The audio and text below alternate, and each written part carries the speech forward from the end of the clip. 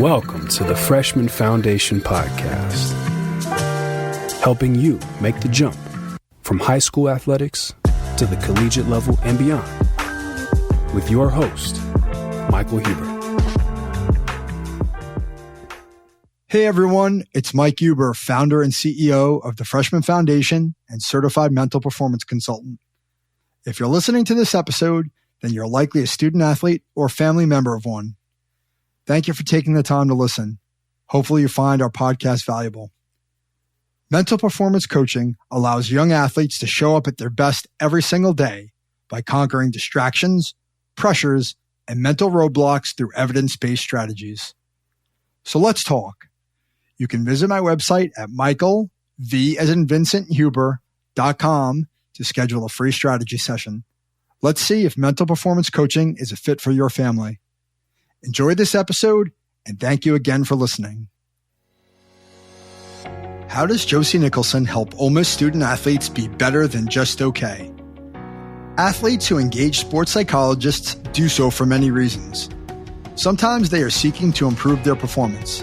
Sometimes they are just looking to talk about everything but their sport. Regardless, the biggest misconception is that athletes seek help from a sports psychologist because they need to fix something. My guest on this episode, Josie Nicholson, is a former collegiate soccer player, host of the UNIT3D Podcast, and assistant athletic director for sports psychology at the University of Mississippi. In episode 30, Josie discusses how her own athletic experiences led her into this unique and rewarding field. She debunks the myth that working with a sports psychology professional is only for those who are struggling, and that it's important for athletes to get help to be better than just okay. I'm excited for this conversation. Let's build your foundation with Josie Nicholson. Hey, Josie, how are you? Hey, Mike, what's going on? It's good to see you. It's good to see you again, too. It hasn't been that long. Was it about a month and a half or so? I know, but it feels, time means nothing now. We have no idea about the passage of time and perception. It's all out the window. Absolutely. Well, thank you for coming on. I'm really glad to have you on the show. So I guess first and foremost, can you tell everybody what it's like, what a day in the life of someone who works in Ole Miss athletics is like? I don't know that I can, as there's no typical day, but I will tell you what my days are made up of. I do a lot of individual meetings, whether it's therapy or meetings for performance enhancement with different athletes from all different sports, all different stages of the game in terms of where they are academically. And for some, they want to come in and just talk about whatever comes up. For others, they want to talk about anything but their sport. Like, give me 45 minutes where I don't talk about my sport at all, and I'm not that person that plays that game. And then others don't want to talk about anything personal just because not much is going on, but they just want to talk about how to improve their performance. So that's where we go. And then other times I am meeting with teams or, helping them, whether it's conflict resolution, like how to communicate better or have more confidence, different strategies from the mental side of the game. I don't obviously do any of the X's and O's. But then also I'll consult a good bit with coaches just on, different ways to whether motivate or what do you think is going on with this player or, that sort of thing. And injury consultation is another big part of it. So I spend a lot of time like bouncing around the training room and getting to know some of the players and seeing how everybody's doing from a injury recovery standpoint. So that's pretty much my main gig. There's a lot in there. It is a lot. And then I have, other things where I kind of run the sports psych department. So we have two other clinicians and just kind of making sure everybody's doing well and getting their needs met. Awesome. So I'm curious, for the student athletes that you see individually, is that something that's completely up to them to choose, or is it something that's suggested strongly, mandated? Like, what's that look like? Who chooses and how do they choose whether or not they come to see you? Yes, it's super interesting. I would say most of my people chose to come. We have an alcohol and drug program, and that is not always the choice of the athlete. There are people that have been strongly encouraged by their coach to come for whatever reason. And a lot of times it's just that the coaches really know how it's going to benefit their athletes, because I've seen it in others, and the athlete may not have ever had that experience. So, kind of encouraging them to come. I'd say most of the time the athletic trainers are the ones that are kind of like, have you thought about going into sports psych and talking to one of them? It can be really helpful. And so, I'd say most of the time the athletes are choosing to come in, because their athletic trainer or their coach has said it would be a good idea, or they have a friend or roommate, teammate that says it was really helpful to them.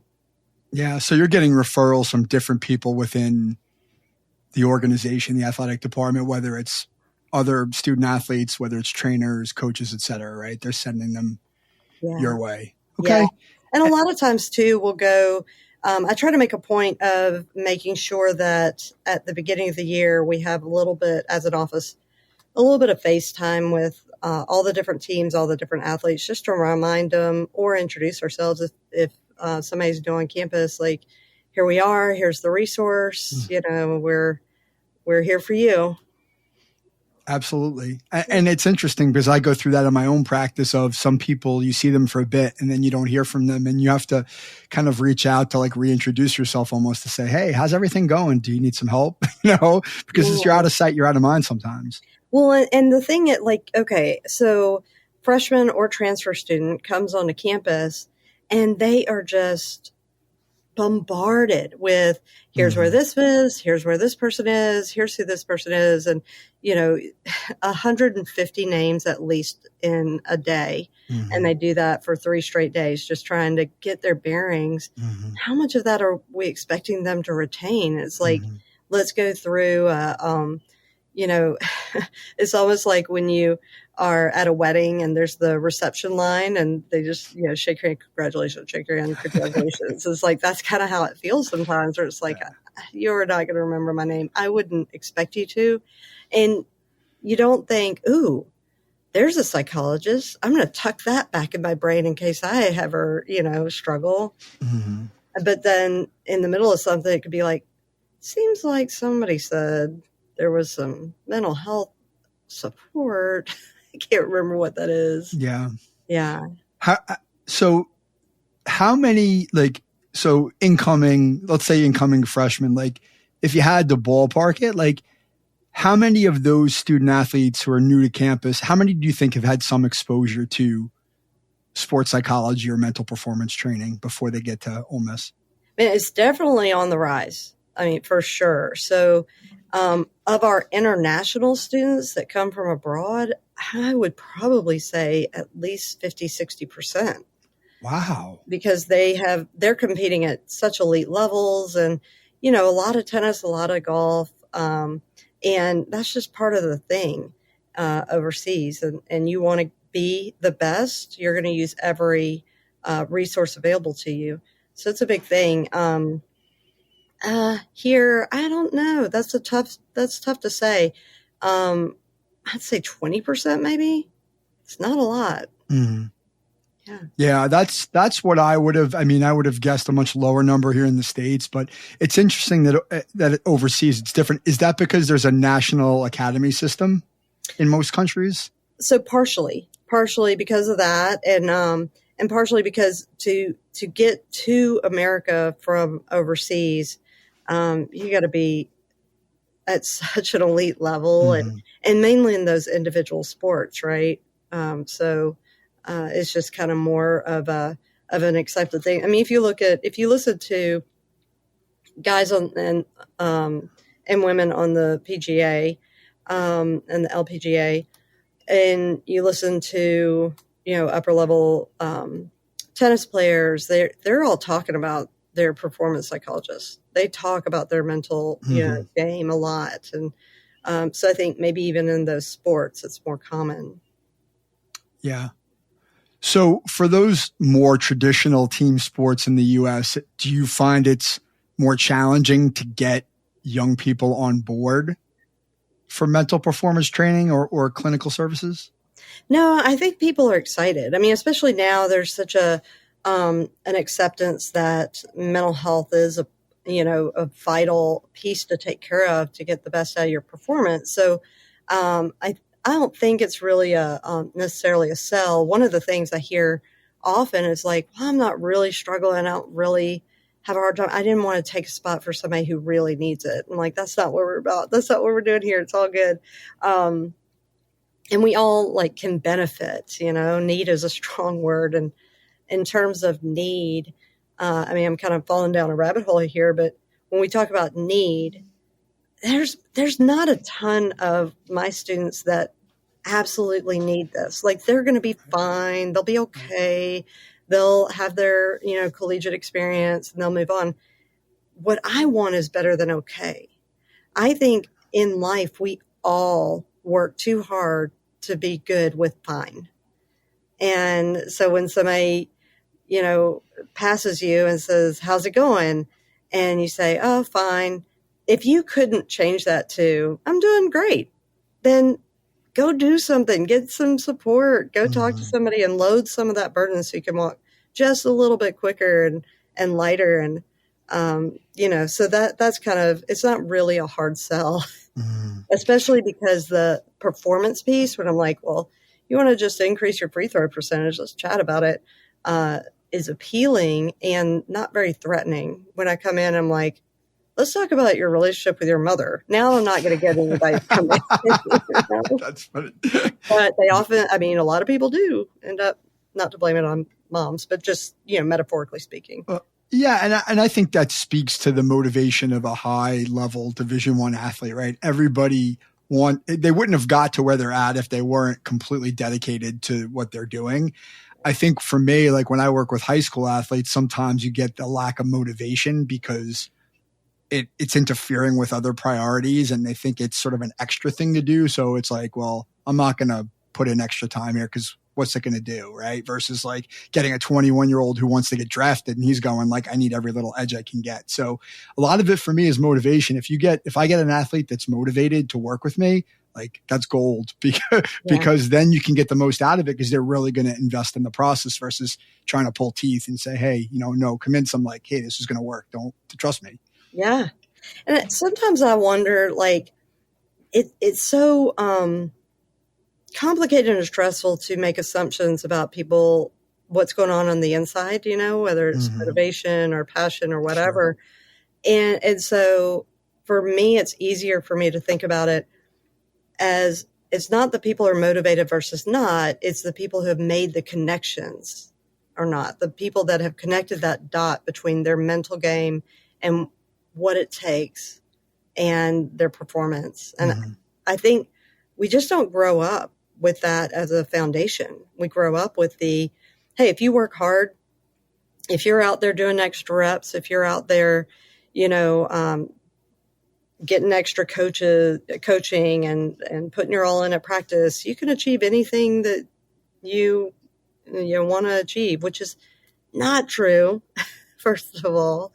And they don't say, we praise so much the kids that are out there doing extra reps. They're in the gym, throwing up the shots all the time, but not the ones that are taking care of themselves or that are, maybe doing some mindfulness training and meditation, because it could be man, I saw you in the gym throwing up those free throws and way to get the practice in. We don't say I saw you meditating in the corner. That was cool. Way to get the mindfulness in. No, absolutely not. And when I start working with somebody, I'll say to them how much time do you spend in a week, practicing your sport? And they'll be 30 hours. And I'm how much time do you spend working on your mental game? Zero. Don't you think it's a little out of whack? Yeah. But when you put it into those terms, they start to say hey, if I just spend a couple of hours a week working on basic stuff, there's a big return on investment because most of the people I'm competing against are not doing what I'm doing. And so it gives me an edge over competition.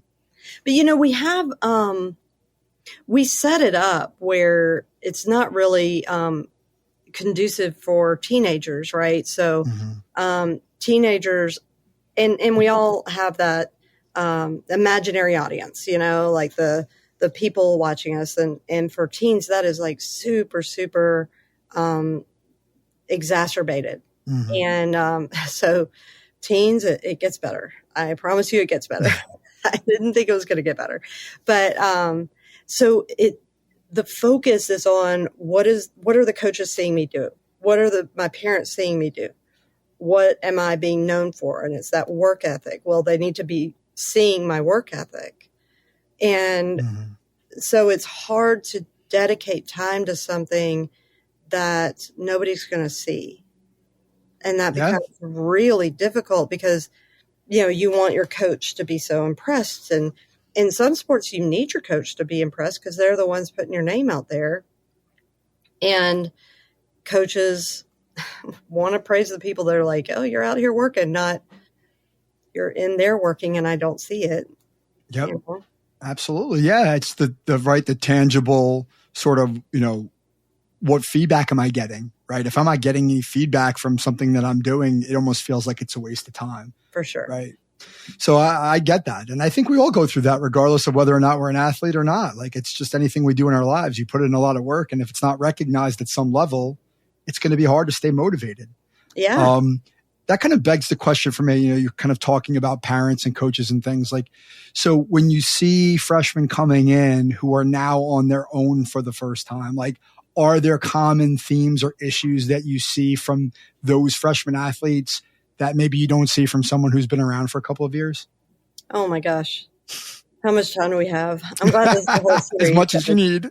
Well, I can tell you that transition is so tough, right? And so most of the time there's a pond situation. And what I mean by that is, high school athletes have been swimming around in their pond and maybe they went to a huge high school, but how many people are in a huge high school, right? Like, 5,000, I don't know. I graduated with 32 people in my senior class, so I have no concept of a big high school, but it ain't like the state of Mississippi or whatever.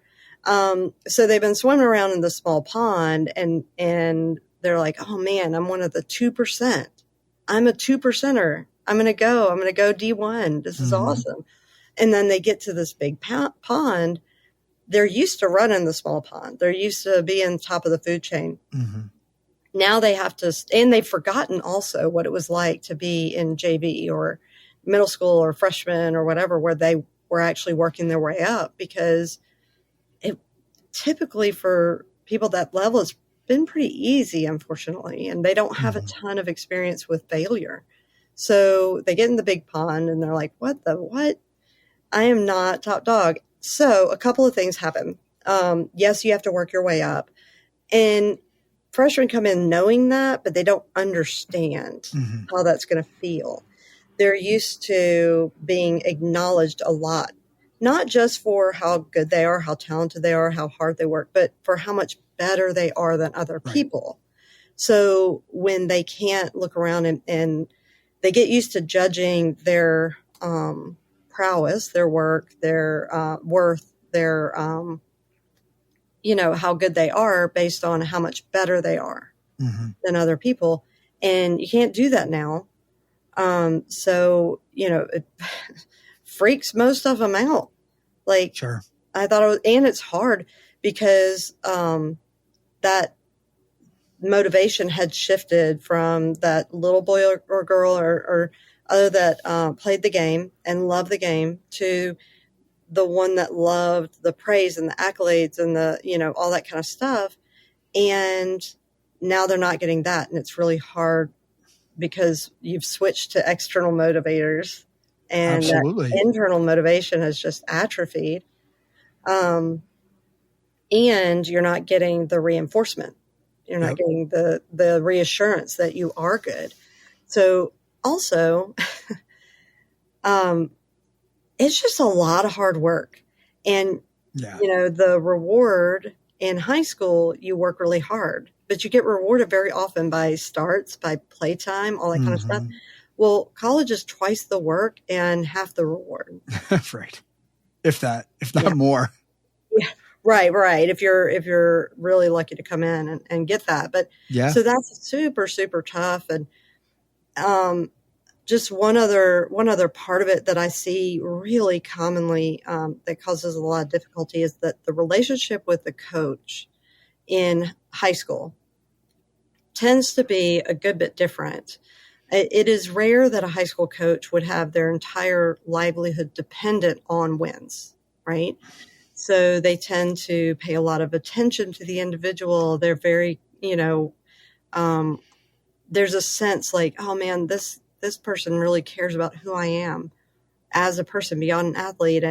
And there's just a different relationship. Well, when you come to college, nobody talks to them about the fact that relationship that you had with your high school coach wasn't a professional one. Not that that's negative. It's just not what it is in college, because now it's a job. It's a professional relationship. It is a business. Yep. And this person may care about you as a person. Like my boss cares about me as a person. But at the end of the day, I got to get my work done. And if I'm not, he's got to find somebody else. And it's nothing personal. Right. They've never been taught to not take things personally. They've never been taught what a boundaried business relationship is. And their template is not the same. Yeah. So they have a sense of diminished worth because of that. Yep. Yeah. It's something I talk to the athletes I work with a lot. I talk to them about empathy specifically, right? Being able to put themselves in a coach's shoes to say, hey, well, what does a coach get paid to do? Well, they get paid to win games, right? Coach has to make choices. He's got 100 players on the football roster, but he can only play 22, right? Like coaches have to make hard choices, because if they don't do the right thing for the team, they're going to get fired. And it's not personal, because they just have to do what they need to do, right? And so I start talking to them about that at a much younger age to say like, hey, like they're not doing it to you, right? But you need to figure out what you can control and start to use the resources at your disposal to get better, right? And use that self frame of reference versus comparing myself to others. But it's really hard, right? Because they've been conditioned through high school. They're so important and so special. And now you show up and you're just like everybody else. Right. Yeah. So is there anything you do specifically for freshmen in terms of skills training or anything specific, any sort of curriculum that you give them coming in? No, not particularly. I mean, we do a lot of identity exploration. Okay. Who are you away from your sport? Do you have a hobby? Have you had a hobby? That sort of thing. And a lot of support, a lot of communications training and like perspective taking. Because even if it's not personal, it still hurts, Of course. So, just kind of working through that. There's some performance stuff, but a lot of times it's not a performance thing. It's an experience thing. Or sometimes too, it's a systems thing, meaning, they just don't fit in the system, and, a coach, especially now, because they recruit so young, they didn't know what the system was going to look like 3 years from the point that they recruited this kid. And now they're running, a speed offense, and this person is more of a finesse offense, right. So that can be, hard. And yeah. It's a lot. Yeah. Do you see more? Is it more common for one gender over another to come and see you? It's not. I, always think that might be at some point, but it just isn't. It's pretty even across the board, I think. As long as I'm out there meeting the different teams, that's the thing that makes a difference. So if I've hung around women's soccer a lot more than I have, men's basketball, then I'm going to see more women's soccer players because they know me. So that's been the difference maker over the years. Yeah.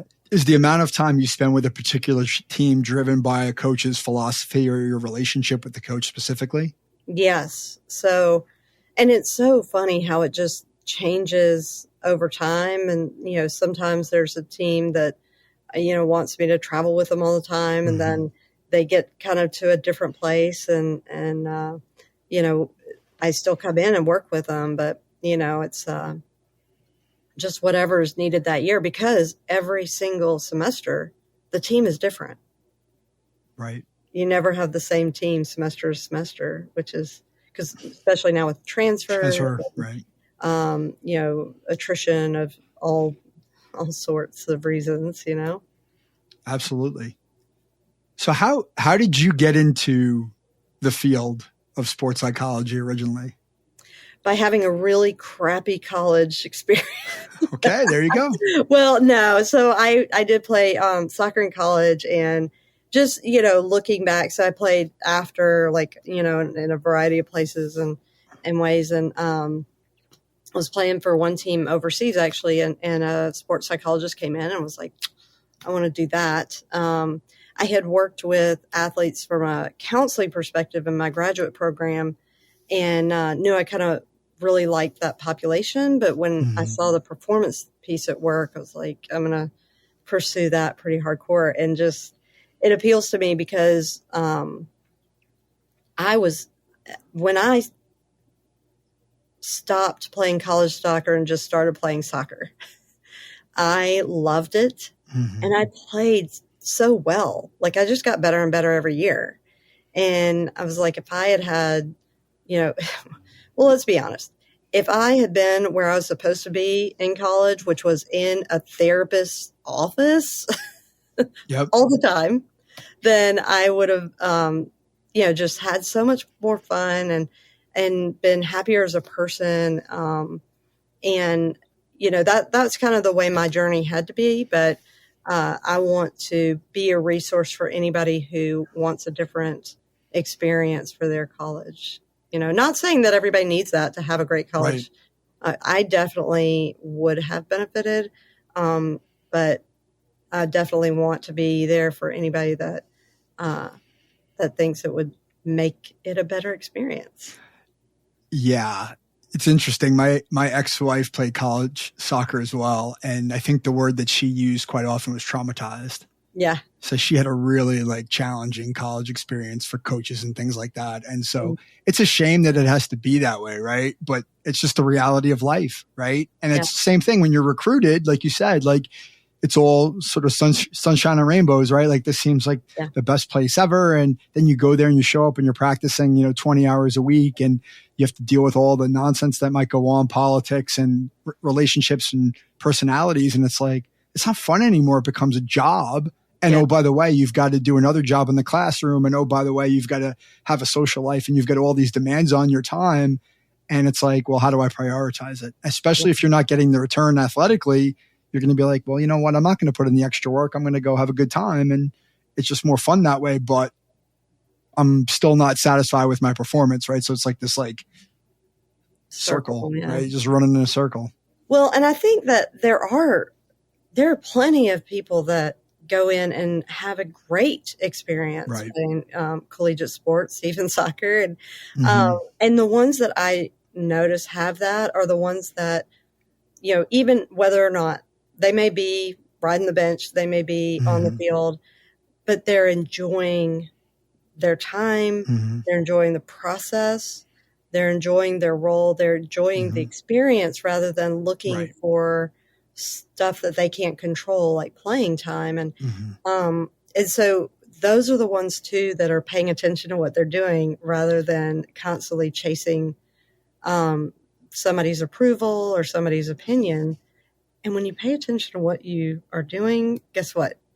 You do it. You're better at it. Exactly. You're doing it right. But wouldn't you say this is my experience, wouldn't you say that it's the vast minority of athletes that are in that bucket of enjoying the process? Because that's what I see. I see a lot of perfectionism with my athletes. Yeah. I see a lot of anxiety, performance anxiety, a lot of comparisons, and not many of them are enjoying the process. And it is a really difficult thing to unwind.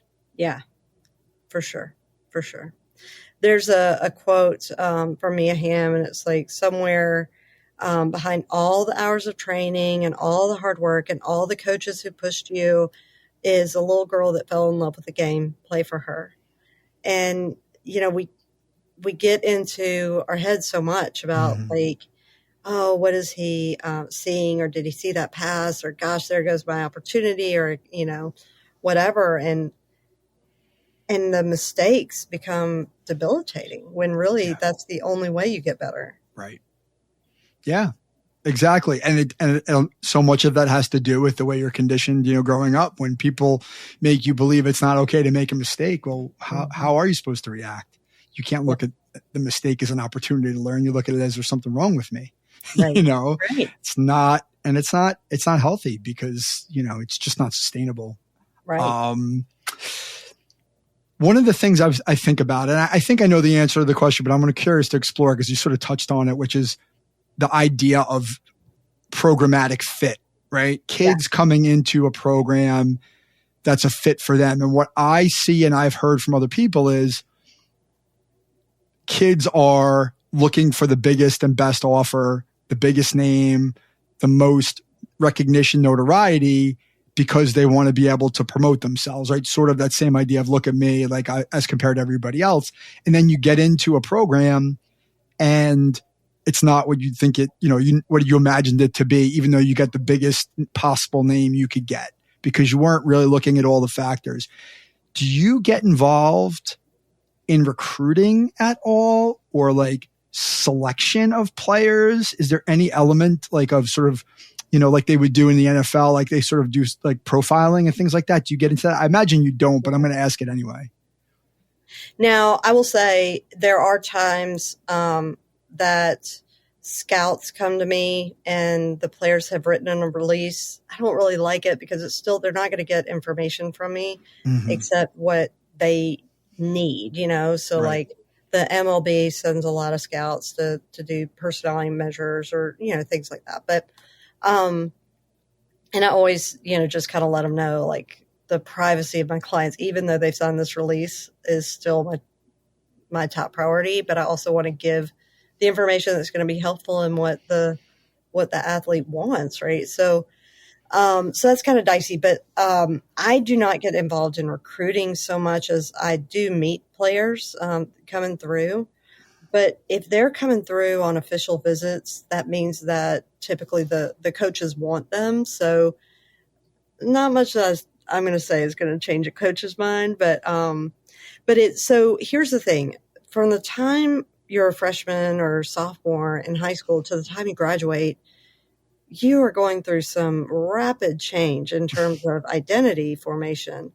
And especially for high achievers, a lot of times one of these things that reduces anxiety is having a plan and knowing what to expect. Like a lot of athletes are like that. Like that's what they do. They really try to anticipate what's going to happen and prepare for it, right? So once there's a name in the head, like I'm going to go to Ole Miss, it can be scary to change that because that has lowered so much anxiety, and it's like, I know where I'm going. I don't have to worry about it. Whew.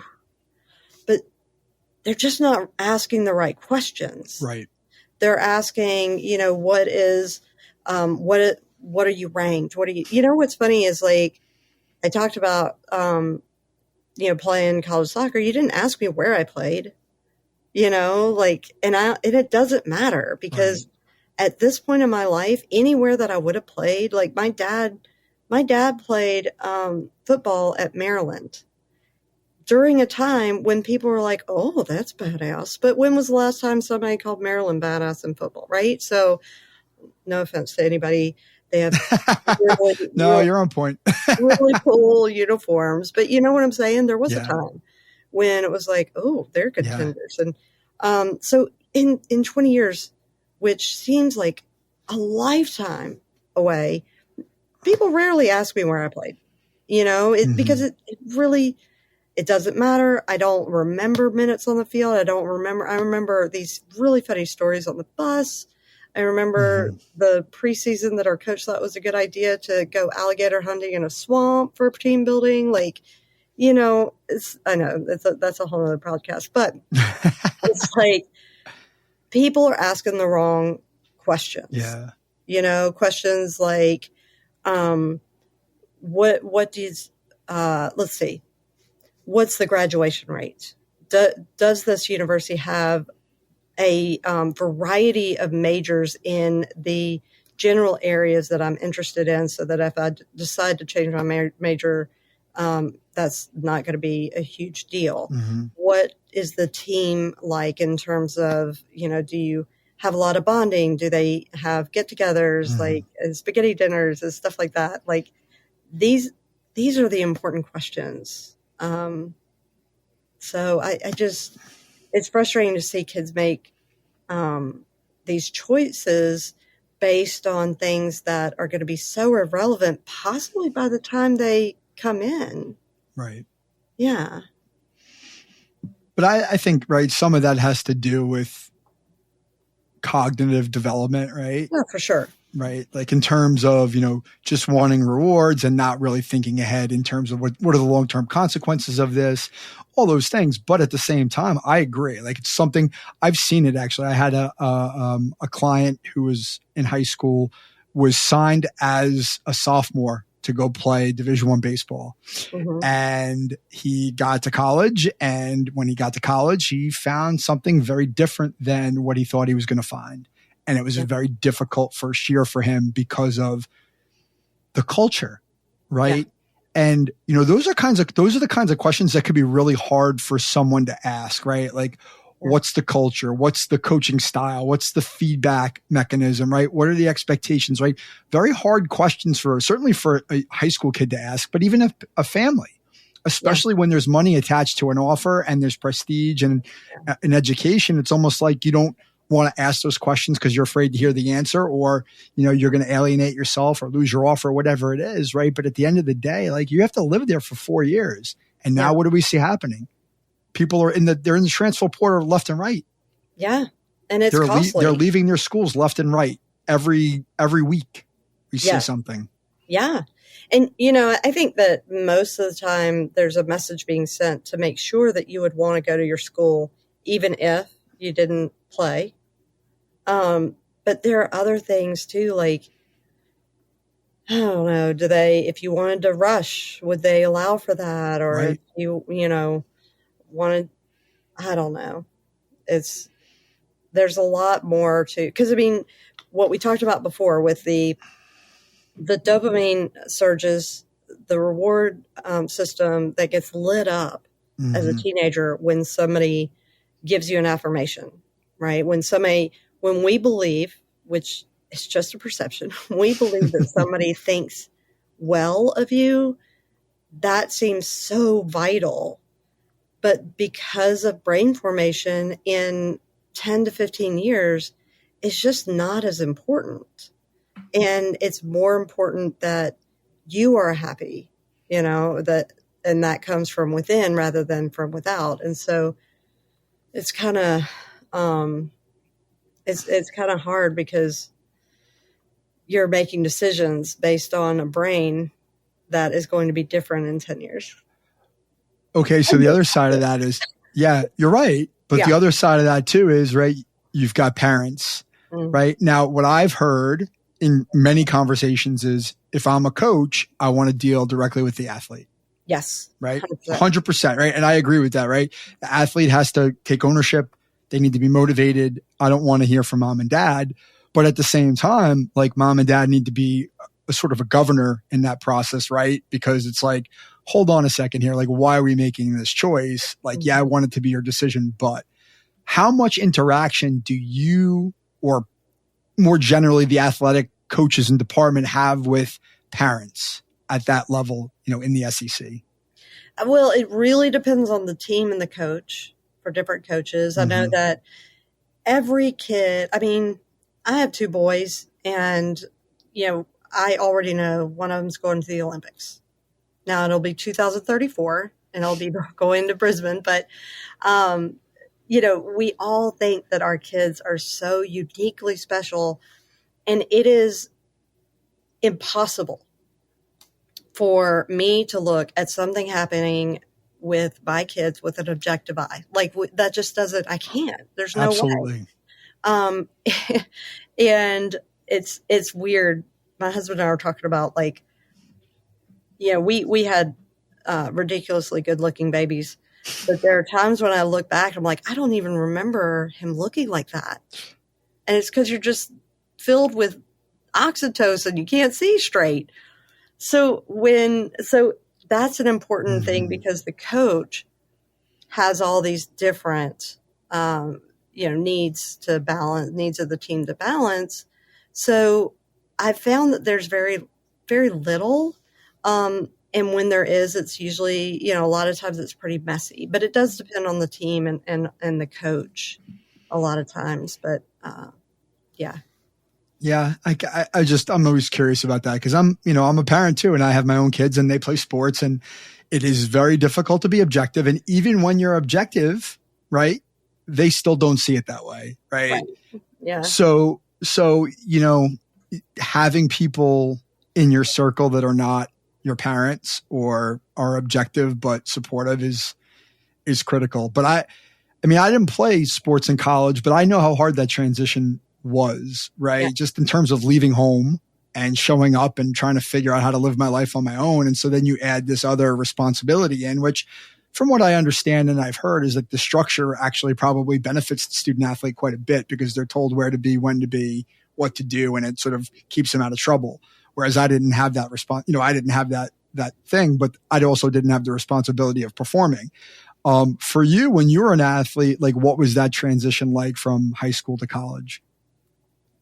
I'm probably not the typical example. So I just had a crazy journey. Like I went to boarding school, and then kind of went from a super religious boarding school to a town where the drinking age was 18. So it was pretty rough just to go from super, super structured to, for me, it was much less structured and was a lot more freedom. Whereas, I think for a lot of athletes, it's kind of the opposite. You go from all this freedom and all this support to a lot of structure, not a lot of support. Where was the drinking age 18? New Orleans. Yeah, that's how old I am. Where did you go? Loyola. Did you? Yeah. It's so funny. My ex-wife went to Tulane. Oh yeah. She played soccer there. She played soccer there, and it was a disaster. Well, I went there for a week and transferred. So yeah, it's not for everybody, for sure. I've heard some pretty wild stories. Yeah. But that's the thing. For somebody else, Tulane was probably the perfect fit. Well, I think school-wise, she loved it. Soccer-wise, I think it was a different story. Yeah. Yeah. It's kind of funny. I don't know where you go from there. But oh, goodness. I think it's really interesting to look at that, though, because so parents aren't just there doing the laundry or cooking or whatever. Because, you kind of figure that out. But it's more just it's kind of like hitting home base. Mm-hmm. When you're in a game of tag, you're running around and you hit home base just every now and then, just so you know it's close. And you can run around. You think you can outrun the person. That's cool. But I'm every now and then just going to touch this home base to make sure. And it's, you don't have that. And it can be really scary. Mm-hmm. And the dorms, I don't understand. You couldn't pay me to have a roommate now, but it blows my mind to look at dorm rooms and think I lived in one of those for 2 years. Now, I had come from boarding school where I had a roommate for 6 years also, but I don't know, just to be in college, to have somebody that's living in your room that has, because in boarding school, we had the same time we woke up, the same time we got from school, the same time we got back from work, same time we went to dinner, same time we went to bed. So if, there's no like, man, I need to go to bed at 9 and my roommate likes to stay up till 11 and make out with her boyfriend on the top bunk right above me. Like, you know what I mean? Right. There's none of that. So it is, you have to have a lot of conversations that freshmen don't have. I think that's a really difficult thing is freshmen don't know how to be assertive. They're either doormats or aggressive. And it's like, okay, how do we talk through what I need? Yes. And you go in like, oh my God, my roommate's so nice. And we listen to the same kind of music. And I can't believe that, I lucked out so much. And that's like, hey, I hate her. I'm going to cut off her hair in her sleep. Like it goes there pretty quickly because of those conversations that they've never been taught to have. Right. Well, it kind of goes back to what you were saying before about boundaries, right? Not only business boundaries, but just in life, right? Like you're used to living with a family where those boundaries get blurred all the time. Yes. And you're not used to living with strangers where, there's a way to have a conversation so that it's not personal. It's just, hey, let's figure out how to make this work. And I think that that's just part of the maturation process. Yeah. I'm curious. So like on the back end of it, right, when you're starting to get seniors going out into the world, right, how much are you talking to the student athletes about retirement and this could be the end and my identity and what that means for me in the future? Like how much does that comes up in your practice? A lot. Yeah. A lot because if they're transitioning to the next level of their sport, whatever it is, I think, those are different conversations. And I have already been working with those athletes for a while on this idea of it could end tomorrow, whether you're drafted or not. You're a sophomore, you could be done tomorrow anyway. So what are you going to do with today? And what's your plan B? I always believe this whole, like, there's no plan B. You got to have a plan B right. If you want to, like, I love my job. I'm passionate about my job. I am not going to, like, I don't see myself voluntarily leaving my job. And yet I have a plan B. Like if something happens, cause it's athletics and, the world is crazy and, I couldn't work here, I would be devastated. Oh my gosh. I would be it would take me a bit. And then I'd get out of my bed after a week and I'd go execute my plan B. I know exactly what it is and how to do it. And I think that keeps me, honest in my game. Like I'm able to go play my own game rather than trying to please everybody else and, make decisions based on what's right, rather than what's going to piss somebody off. So we have already been talking about that and so, it's not as scary to put yourself out there. I mean, that's all sports is putting yourself out there and being vulnerable. Yep. And so with the other, it is for some of them, they're just ready. They're ready to be done. Right. And some that do really, really well. Just done. I've done my time. Right. And, or they're excited about their career and they're ready to get going in that and explore other parts of their identity that they haven't had time to do. And so, but other times it's a real grief process and scary. Like, what am I going to do? So. Yeah, absolutely. I mean, I had somebody on the podcast not too long ago who went through that. He went through depression and attempted suicide because everything was tied up in his performance as an athlete. He thought he was going to go professional, and then he was injured and it ended.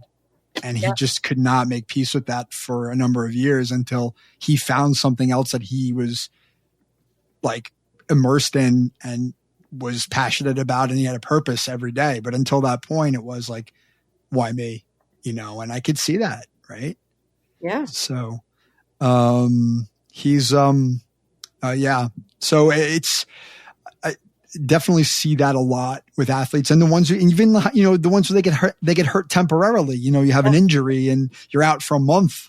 It's an existential crisis. It's an existential crisis. So what am I going to do? I can't contribute. Like, this is who I am. And now, like, they're going on without me. Yeah. And it's just really, really challenging. And so there's just so much that goes with the process of being an athlete. And I think, one of the things that I'm sure you subscribe to this on a level, we all have our own philosophy of practice, but the person's got to come first for me. It's like they're way more than just an athlete. Yeah. And I think sometimes I would imagine, especially in a place like Ole Miss, sometimes you might feel like a commodity, right? You just feel like a cog in the wheel because it is a business and that's just the reality of it. Yeah. That's why it takes the internal work to insulate yourself because all this other stuff's happening around you no matter what. Yeah, right. And you have to take control of the process and you can't let it control you. Exactly. It's so funny. There's a song that I really, really love called Superstar by Cypress Hill. It's so good. And, it has this message of there's always somebody that's coming along that's going to be better. So just, and one of the things he says is, it's a fun job, but it's still a job, And I think about that so much, this is a fun job, but it's still a job. And that means that we have to take care of ourselves. We have to make sure, even though I'm having a blast, for example, traveling on a trip with football, I have to make sure that I am doing the things like going to bed and doing the mindfulness stuff that I do and all those kind of things because I can get caught up in the fun and it doesn't feel like a drain, like something else that I'm not enjoying would. And so I think that piece of it is important to look at, whether you're transitioning into college or transitioning out, that you can forget about your needs with all the novel and all the new, I love that. Yeah. And you get when you're taking care of your whole person, then you have your whole person to play with. And when you put your whole person on the field, just perform better. Yeah. I've never heard it put that way. I think that's a really nice picture to paint for an athlete. They can get that, right? Which is so much of what we do is being able to communicate and educate in a framework that the athletes that we work with get. Yeah. Because sometimes you could be up here over their head and they don't get it, right? But that paints a picture of hey, if you just bring yourself and all of yourself, you're going to be fine. It's terrifying. That is terrifying. Yeah. Yep. Because what if you put your whole self out there with everything you have and it's not good enough? Yeah. That's going to happen sometime, It does. Yeah. Well after college into adulthood, it happens all the time for me. I did this. I was thinking about this the other day, and this is kind of a stretch of an analogy, but in my mind, it was perfect because of the feelings involved. So my son, 4 years old last year, was so excited about Christmas, and he is just so cute. And I would give him the world. So he said, we should decorate my room. And so I was like, do you want to decorate your room? And he's like, no, but I do want to decorate it. And I was like, buddy, I am with you in so many things in life. Right there. I want it done, but I don't necessarily want to do it. So I had gotten off work early one day and I went crazy. I decorated his room. I put a little tree in there and I decorated the tree and I put lights around and everything like that. And I was so excited and I was like, this is going to be so awesome. It's going to be so great. He came home and he looked at it and he's like, Mommy, there's nothing on the ceiling. And he was just like, right. Now he loved it but he had this picture of in his mind of how it was going to be. And, and my feelings were hurt. Yeah. I was so hurt. And so that happens both ways, right? Where you put your heart and your soul into something and somebody else is like, And the mistake I made was that I didn't accept that it wasn't for my son, because it really wasn't. I wanted it decorated, to have for him and all that kind of stuff. But then also we go in with expectations thinking, we want the tinsel on the ceiling and the whole nine, and we miss the amazing tree that has been built for us. Right. Exactly. We're focused on what we don't have versus being grateful for what we do have. And that's just, it's a struggle. Yeah. And so maintaining the focus that's going to be sustainable when we're going through transitions. Absolutely. So important. So important. All right. So 2 more questions. Yeah. One is, are there any books that you suggest to your athletes or recommend to your athletes that you think can help them? Yes, absolutely. Did you want the names? I'm just kidding. So, yeah. Yeah, and they are? So the one that I end up actually recommending the most is Daring Greatly by Brene Brown. Yep. It's about this idea of putting your whole self out there and experiencing the fear, and why do we have that fear, and how to push through that, and why would we want to push through that. The second one is actually Darren Hardy's Compound Effect, which is a short read, very, very practical, about just building on tiny, tiny differences and having the belief, the sure confidence that it's gonna play out. And the other one, hang on one second. The other one I was looking up there that I end up recommending a lot is The Power of Habit, because it's a fun read. Now there's a ton of fun information in it, but I mean good information that's practical. But it is a fun read. The Power of Habit's one of my favorite books. Probably one of the most influential books I've ever read. I've read Daring Greatly too, and I love Brene Brown stuff. I have not read The Compound Effect. I'm definitely going to have to check that out, especially if it's a short read. It's a short read and it's super practical. It's like, okay, here's 3 things you do because of the information in this chapter. So, so really good for people looking for practical things to incorporate.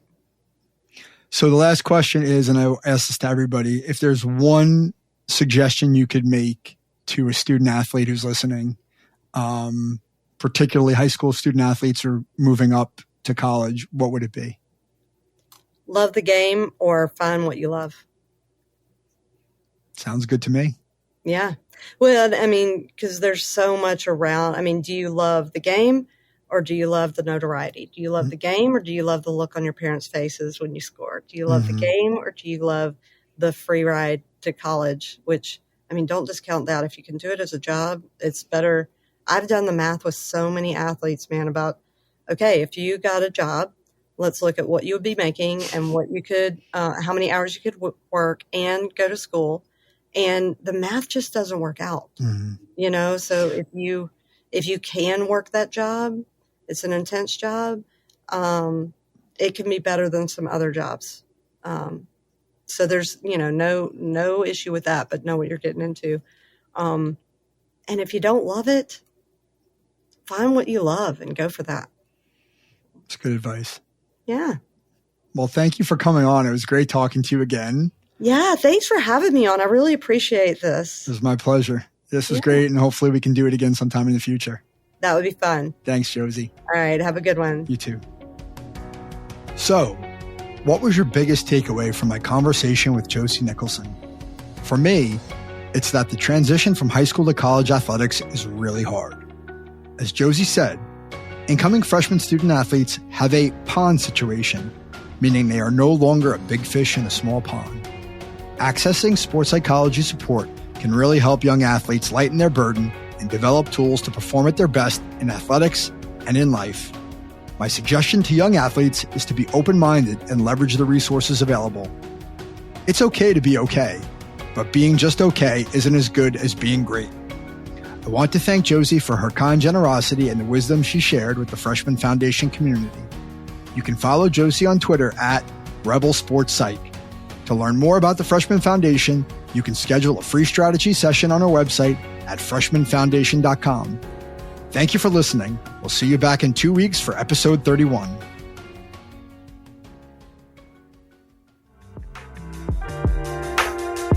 Mike Huber is the founder and owner of Follow the Ball Coaching, located in Fairhaven, New Jersey. He is a mental performance coach and business advisor dedicated to serving athletes just like you reach their full potential on and off the court. The Freshman Foundation is all about helping you get to the next level. For more information, follow along on Instagram at the Freshman Foundation. Please subscribe. Give us a like on iTunes, Spotify. Leave a review. Tell a friend. And most importantly, come back in 2 weeks, ready to get better.